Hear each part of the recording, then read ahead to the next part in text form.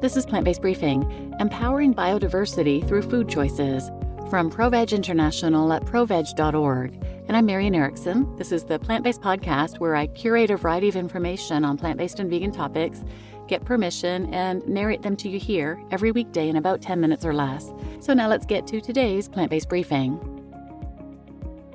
Empowering biodiversity through food choices, from ProVeg International at proveg.org. While climate change is among the biggest challenges we need to address as a global society, it's not the only one. We're also facing the 6th mass extinction in our planet's history. And this time around, the extinction event is being caused by human activity. What we eat has a massive impact on biodiversity. Agriculture currently uses half of the Earth's habitable land and has drastically changed the planet's physical environment in the last few decades. Between 2000 and 2018 alone, agriculture was responsible for about 90% of global deforestation, destroying the habitat of countless species around the world. The expansion of agricultural land, particularly for livestock production, has a direct impact on the habitats of all life forms on Earth and is a primary driver of species extinction, from animals to plants, fungi, and other microorganisms. More than half of the species that are currently at risk of extinction are threatened by agriculture. More than 45,000 species assessed are currently threatened with extinction, and more than 25,000 of those are threatened by agriculture. And 1,300 terrestrial vertebrate species will lose at least 25% of their habitat by 2050 if current trends in agricultural expansion and diets continue. When moving towards the planetary health diet, this can be reduced to 33 terrestrial vertebrate species. Food systems rely on biodiversity. The World Economic Forum's Global Risks Report 2024 lists biodiversity loss and ecosystem collapse as one of the 3 most severe risks we face over the next 10 years. Our food systems, and thus our global food security, depend on biodiversity and its ecosystem services. These services include soil health and the recycling of nutrients, insect-assisted pollination, and natural pest control for the countless plant species we already eat, as well as for those that might be potential nutrient sources in the future. Around $44 trillion of economic value generation, representing about 55% of global GDP, is dependent on nature.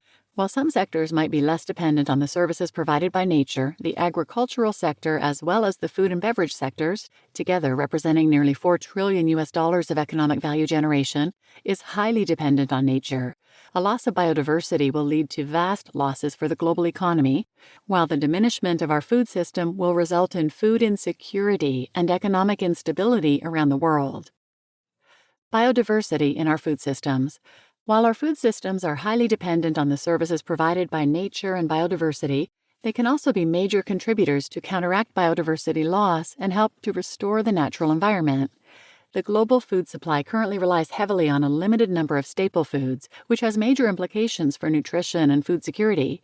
Although historically more than 6,000 plant species have been cultivated for food, less than 200 species currently make substantial contributions to global food production, and just 9 plants account for 2/3 of total crop production.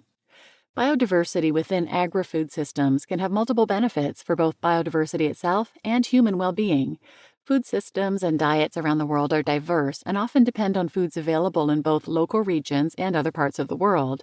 To improve food security, a large diversity of plants is needed, since combining a wide variety of different plant-based foods can improve nutrient supply. It has been shown that there is a positive link between crop diversity and improved dietary diversity and reduced hidden hunger. Hidden hunger is a form of malnutrition resulting from a lack of essential micronutrients in a person's diet, even though they're consuming enough calories. Kunming-Montreal Global Biodiversity Framework.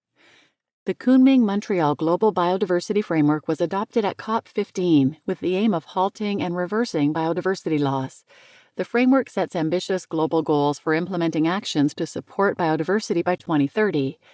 Target 10, 16, and 18 are especially relevant to our food systems since they aim to enhance biodiversity and sustainability in agriculture, aquaculture, fisheries, and forestry, Target 10, enable sustainable consumption choices in order to reduce waste and overconsumption, Target 16, and to reduce harmful incentives by at least $500 billion per year and scale up positive incentives for biodiversity, Target 18. A shift toward plant-based diets is one of the biggest levers for reducing the impact of our food systems on biodiversity. The need for this shift is especially urgent in countries with high levels of meat consumption and where the production of animal-based foods is highly dependent on the importing of feed from countries that are most at risk of biodiversity loss. In summary, 5 key takeaways. 1. The areas used for agriculture need to be sustainably managed. This includes an increase in agricultural practices that are beneficial to biodiversity, such as agroecological approaches. 2. Increase research and innovation for crop diversification. Prioritize funding for developing diverse, resilient crop varieties that support ecosystems and enhance food security, especially in regions vulnerable to climate change. 3. Increase the availability of plant-based options. Expanding the availability of plant-based meals in supermarkets, restaurants, and public catering can reduce the burdens placed on the environment and biodiversity by our food systems and improve the nutritional quality of meals while preserving freedom of choice. 4. Align food-based dietary guidelines with biodiversity targets.